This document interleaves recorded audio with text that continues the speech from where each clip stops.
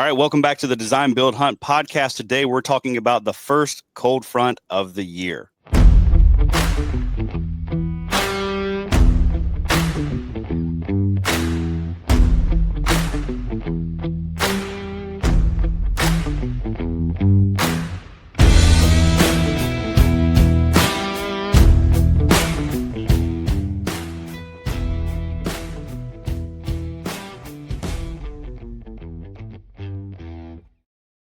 All right, Greg, it is that time of the year. We're looking at the weather, and unfortunately for you, there's a good cold front blowing in here pretty quick. So what's going on with you, man? Are you in the woods right now? What's happening? Why are you here on a podcast at 10 a.m. in the morning? Yeah, unfortunately, that cold front might be here by the time we're done recording. And I had a little blunder with my bow out in the woods and accidentally dry fired the bow, and not a full just pullback dry fire, just a freak accident type of thing. And the string came off track. So in the bow shop, getting that taken care of, and just gonna patiently wait for the next cold front. But I gotta leave town anyway. Do some work out of town. So it's okay that I'm missing the cold front and don't have a bow. I feel less bad about it now. Yeah, man. It's one of those things. It's like there's always something. It sounds like though the damage part isn't too bad on your end. So sounds like you're going to be up and running pretty quick. We're not. Yeah. We haven't heard that we're ordering new limbs yet. Yeah, we haven't anyway. So hopefully by the time we're done, and it's not I'm looking at a phone call or a text, and that's going to be the case. But we should be okay.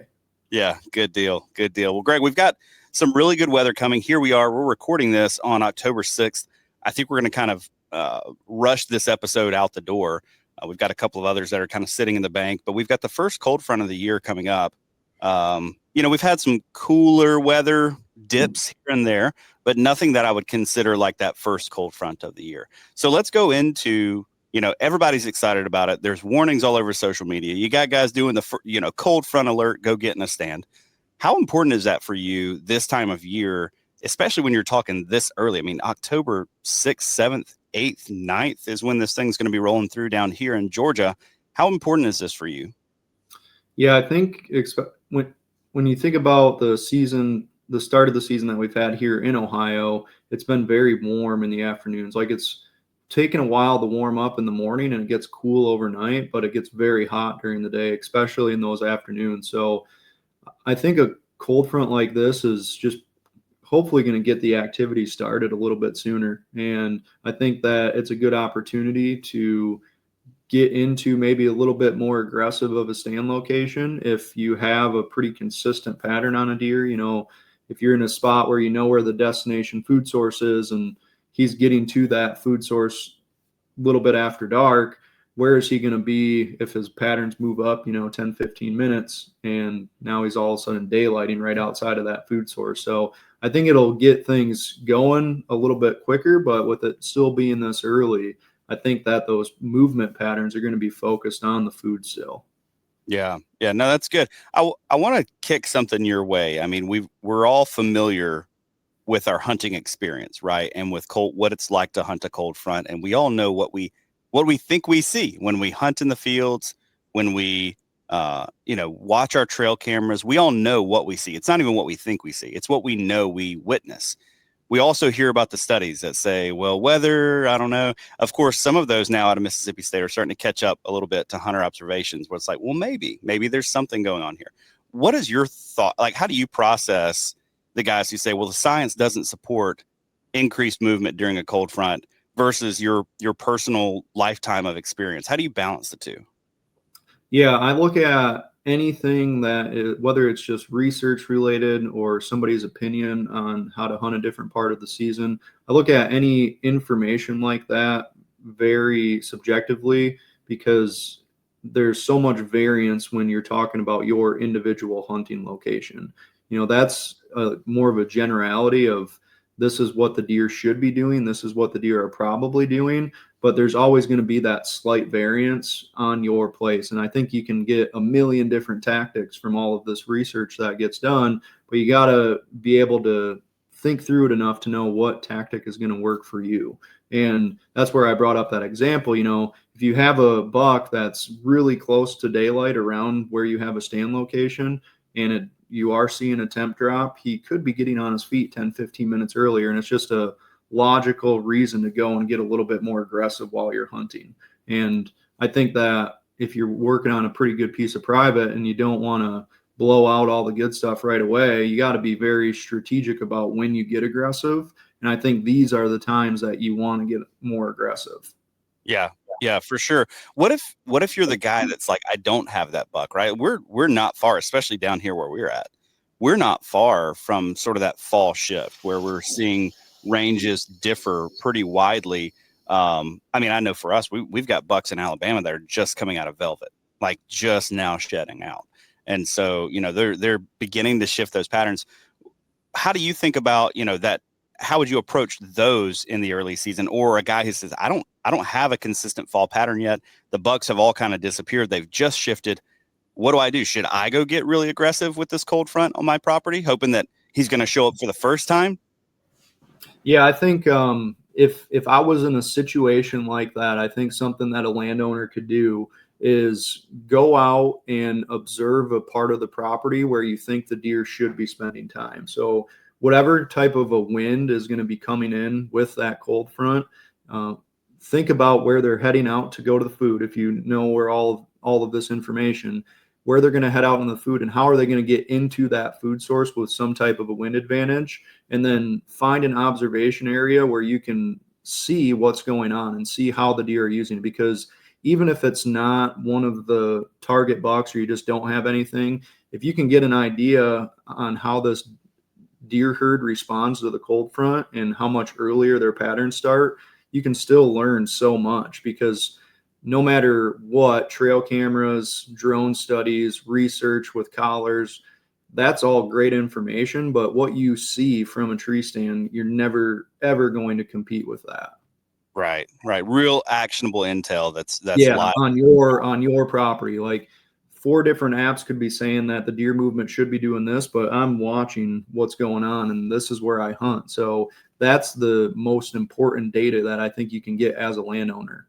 Right. Especially if you've got 1 or 2 bucks on your property that you're after. I think Yes. it's really important to figure out what that guy likes to Yes.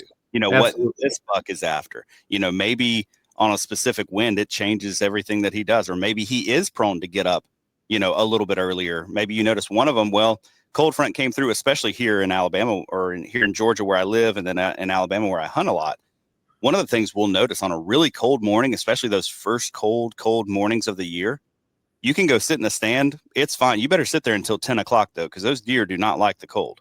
Yep. I mean, you're just gonna be a while, for things to start to thaw out. It's like a shock to the system. Yep. But you may have other properties where that buck is like, okay, he's up and moving based on this cold front. So you've really got to learn not only your property, but your individual deer maybe that you're trying to chase. Yes. So, well, let's break it down then. When you talk about being more aggressive at this time of year, what exactly do you mean? Are we truly swinging for the fences with this cold front, or are we just backing off the food source just a bit? What does that look like for you?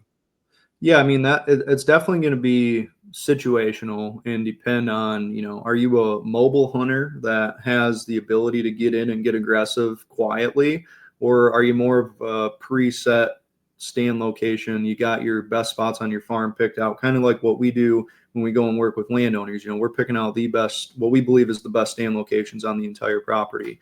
And I don't think that if you have those preset stands that it's always going to be the right time to get aggressive on one of those, because a lot of the times those better stands are more set up for when those bucks are cruising and it's kind of focused around the does and not the food.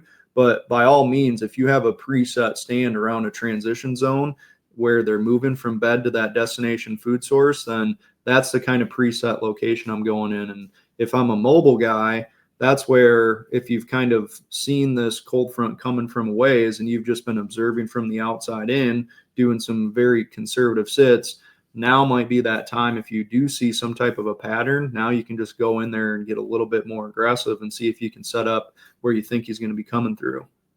Yeah, no, I like that a lot. When it comes to these food sources that you're talking about this time of year, we are in early October. It's October 6th when we record this. So we're thinking that, first 10 days of October. What are those food sources for you that you're really trying to key in on? Yeah, I mean, the food plots, if they grew well, those are definitely going to start picking up some activity here. I know I'm starting to see the deer coming into mine, but keep in mind I'm also in a heavier timber area, so that's one of the only things left that's green, and it's easy for them to get to. It's unpressured, so it's a pretty good food source for them if you can find that. And then other than that, I still think that they're hitting a lot of white oak acorns. I'm seeing a ton of sign around them, and that's just kind of out walking wherever, whether it's on my place or out on the state forest land. There's just a lot of deer activity around those white oak acorns still, and I don't think that that's going to change, but it does change quick. So I think that by the end of this cold front, the shift could be off of those white oaks predominantly here in Ohio. Those are the two main things I like to hit on. Man, where I'm at, so these, I was out on a property this weekend, picked up a new to me property. It's a lease that I'm going to be sharing with a couple of guys, 1,300 acres, white oaks kind of all over the place. And we went out, toured the property this past weekend, looked at it, and man, the white oaks are just starting to drop, and the sign around those white oaks that were just starting to drop is absolutely unreal. You'd look, find a cluster of them, go look, one of the trees would be dropping. And I tell you, with this cold front coming through, that is where I would be, finding those first handful for us. I mean, you guys are, just about played out, but for us, the first handful of white oaks are starting to drop now. So it's like, hey, get in there and get on those food sources, pretty quick. When it comes to being aggressive, though, we talked about, pushing in a little bit.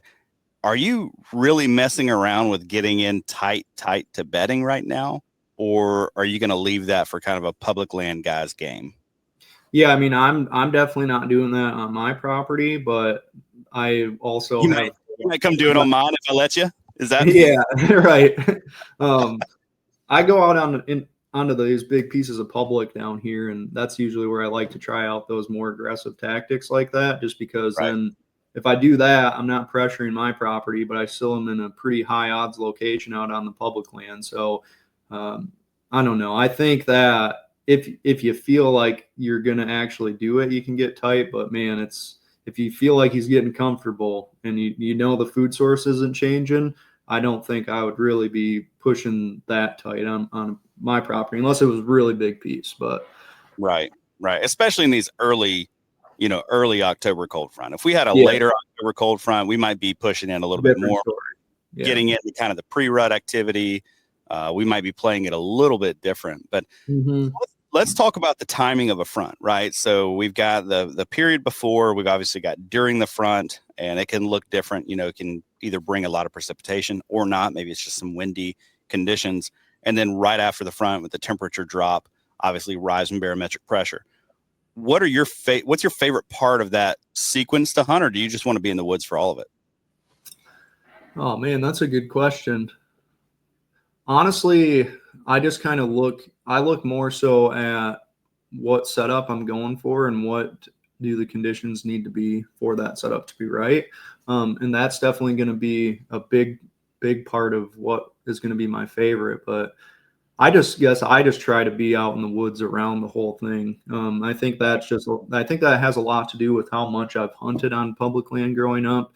When you would go out on these long weekends or anything and they'd line up with a cold front, that first day I was just doing a lot of scouting, trying to figure out where's the right spot to be. And then once that temp drops, that's usually when I'm like, okay, I need to be in this. I need to have a stand for whenever that temperature actually drops. Right. Now, are you usually seeing your best movement, right at the temperature drop? Is it the next day when things kind of stabilize a little bit? What have you noticed over the years? Yeah, I think that'll really depend on when exactly, like time-wise, that temperature drop happens. Like I think this one is happening in the middle of the night. So when these deer are kind of up on their feet, feeding a little bit more and not working their way back to the primary bed, I think that in a situation like that, they're probably just going to stay up on their feet in the food sources for longer because it's still going to be pretty cold when that sun comes up, where the last 10 days it's been pretty comfortable and they can start to lay down. But I think it's going to take a few extra hours for it to warm up enough for them to feel comfortable to lay down. So I think that that late morning movement is going to be probably a little bit better in those transition zones between the destination food source and then those bedding areas. So if I was going to do in a more aggressive sit by bedding, it would probably honestly be a morning hunt, like what I just talked about there. Yeah, yeah. Let's talk about mornings then. I mean, we're firmly in no morning territory for a lot of guys where they're just like, hey, it's October 6th. I'm not touching a morning until October 25th for a lot of guys. I personally, I love hunting the mornings, especially here in the South when we have like you guys have had this year, these really hot afternoons where the temperatures are, in the 80s at 4 p.m. For us, some of that best movement is really in the mornings. Like that's when we're seeing the deer kind of on their feet a little bit longer. Are you really pouring a lot of effort into mornings on October 8th, or are you going to approach that just like you would, a cold front coming through later in the month, meaning you're going to get in there in the morning as well? Yeah, so like I can kind of tell you what my plan was before I had the blunder with my bow, and that was going to be that the day before, maybe 2 days before, like spend both of those mornings, whether it took one or two, to just go out and scout on a piece of public and look for where there's just red hot feed sign, and hopefully be able to identify that, and then somewhere that I can hunt in between where that red hot feed sign is and then heading back towards the bedding, because on the public I'm targeting these white oaks that are next to logging cuts, so it's pretty clear, like, okay, bedding, food, and then I would just set up in that transition zone. Tomorrow morning is when I would have done it, but obviously I'm not doing that. But that would have been my approach to hunting a morning, was knowing where to be and knowing where the deer should be when I come in there, getting in there early, and then just counting on that late morning movement to be happening. Yeah, yeah. Suppose a guy is looking at this cold front and, he knows just for his property that as October goes on, things are going to get better and better. Maybe he's got a 20 or a 10 or 5 acres or 30 acres or whatever it is, a smaller piece. And so, for him, he's like us, right? Like it's very important for him not to disturb that property. And he knows his best strikes are going to be later in October as we turn the page into October 20, October 25, October 31. Like it's going to get better and better. So he's maybe not diving in with this cold front, but he's looking to future cold fronts. What are some of the pieces of advice or ways you'd tell those guys to tackle the later cold fronts coming up, and maybe how they differ a little bit from this one that's coming through so early? Yeah, I think that if we go back to the example of not getting aggressive on your property, but getting into an observation location where you can visualize what the deer are doing. I think that if you have the time to spend on an observation sit and you do that during the cold front, I think that you can learn just how those patterns change. And I don't think those patterns are going to be different. So if it's like a 15-minute move up in the deer movement, then you can probably anticipate that on future cold fronts, especially like the next one in October. And if now we're focusing on doe bedding, you just use the same principle and you just go in and go towards doe bedding and get a little bit more aggressive. So if you have the space to do so, observation sit, learn the deer, see what the changes are, and then just try to use that for when you are going to go out there on the next cold front. Yeah, I really like that. For like the way we've kind of broken it down for the guy who's had a buck on camera that he's like, hey, this is the one that I'm trying to target, right? Like he's in here 30 minutes after dark. I'm getting him on camera in my food plot. Like he can really go in and make a really strategic play. But for the other guy, it's like I don't really know what I'm doing, or I know my best times are ahead, so I'm kind of staying out. The observation sits really seems like they can pay off more than almost any other time of year. Yeah. Right now, because get those deer up just a little bit early. That's a lot of intel hitting the back pocket for future hunts. When you think about middle of October, how things are going to change over the next week, right? So October 6th compared to a deer on October 20th, they're doing very different things. How are you anticipating behavior and land use to change over the next, let's say, 2 weeks? Yeah, that's a really good question. I feel that I always find the next stretch like that, let's say the 10th to the early 20s of October, to be very quick change. I feel that there were, at least what I noticed in my area, there's not necessarily one singular food source that is preferred over others. They've just kind of resorted to, I'm going to start eating anything that offers me nutrients wherever I want to be. And there's a lot of shifting going around. There's bucks establishing their territories. Some are getting bigger, some are getting smaller. So I feel it's like it's a very dynamic time in the woods, and there's going to be a lot of change. But I also feel like that stretch is probably the best time in October to get a repeatable event 2 days in a row. I think that, like, if a buck moves in and you see him do something, I think there's a really good chance, if it's close to either food or bedding, that he's going to do that same exact thing in another 24-hour cycle before probably moving on. So I think it can be a time for just like a Hail Mary if you want it. And that's really only going to be if you do get something on trail camera. So other than that, it's a tough time to hunt, just because, like I said, it's a very dynamic time to be in the woods. Things are changing almost every day. Yeah. No, I've observed the same thing though, that, and I like the way you put it. You're very likely to see a repeatable event in a 24-hour cycle, but then it's done. Yeah, you might not see that buck the rest of the season. Yeah, that's right. So it just highlights you've got to act fast on this. And I talked to a guy who's an outdoor writer, Josh Honeycutt, and he's hunted deer all over the country for forever. And one of the things that he talked about when we did a podcast together, we've done several, but one of the things that he talked about was, when we're on a good pattern, he's like, I consider a good pattern 3, 4, or 5 days in a row of something similar. He's like, I don't have bucks that are doing the same thing for 3 weeks on end. Yeah. And I just pick when I go kill him. He's like, if I see something one day, I might go target it. If I see it 2 days in a row, you better bet I'm in there, kind of thing.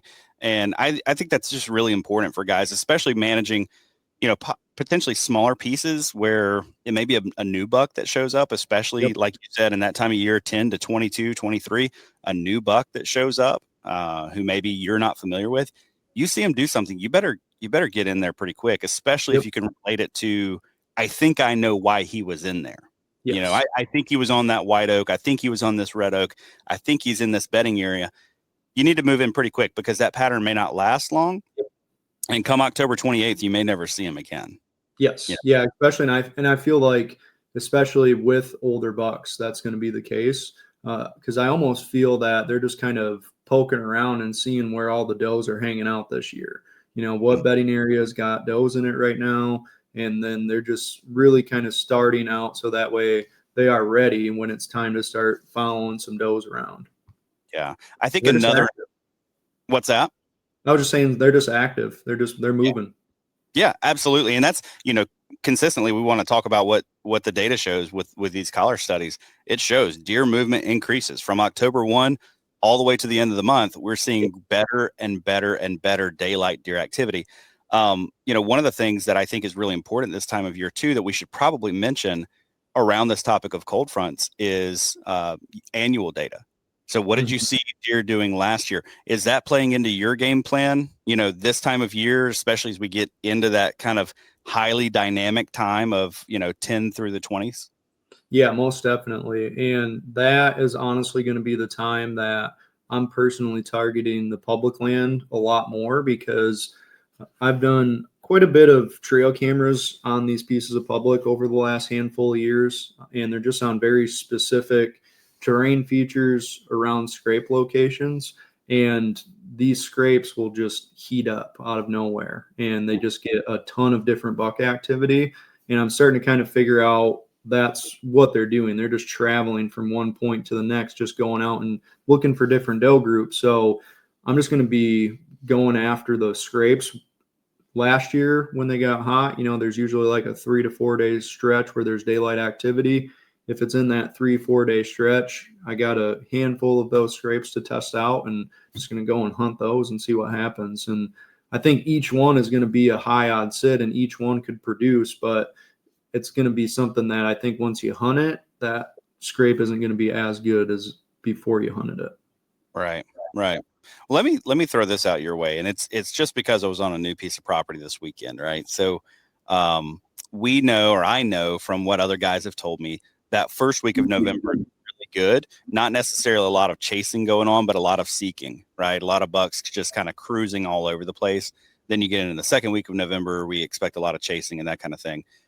So we kind of know the timing of the rut. But when I was out there this weekend, man, we found scrapes just everywhere, already just blasted open. I mean, like November 4th kind of blasted open. Are you seeing something? So it just feels early to me. And so I don't know if it's just this new place that I'm on, or what are you seeing where you're at? Yeah, that's the thing, is that whenever I feel like you're close to where that activity is this time of the year, there is just going to be a ton of sign like that. I see a lot of it too. Just a lot of it kind of looks like they're just passing by. They rub a tree real quick, but they'll do that on a bunch of different trees in the area. And then they just do these tiny little scrapes, and there'll just be a cluster of them if you look around. But what I've noticed is that you can go out and find that cluster and then literally walk a couple miles before you find another one. It's just, I think that the deer are pretty concentrated still. They're still kind of like in the herd type behavior, especially all of the does and the younger bucks. And then I think those older bucks are kind of just lingering right now, but there's still a converged area where they're spending time, and that's around the food. So that's where, like, I like to target these transition zones on this cold front, because those transition zones between the bedding and that hot food source, that's just where the action's going on.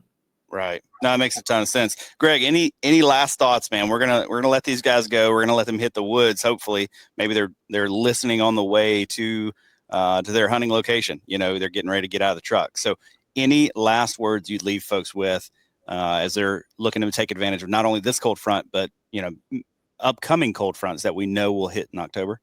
Yeah, I think just be confident in your decision. I think that even when you know you should be going to do a hunt, it's easy to second guess yourself, but there is a reason that thought came that you should go in there and get aggressive. And if you had it, just do it, and you're not going to regret it. Man, that's so good. How often this time of year are you like, yeah, I'm fired up for the cold front. I'm gonna go out there and get after them. And then you get there and you're like, man, I had these other things at work I should have done.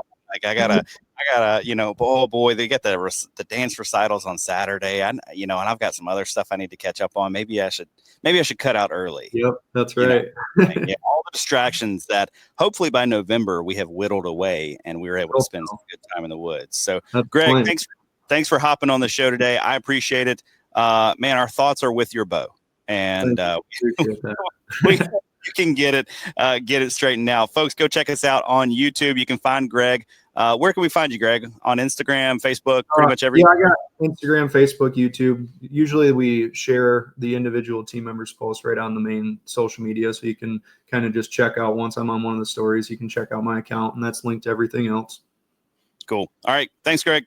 Yep. Later, man.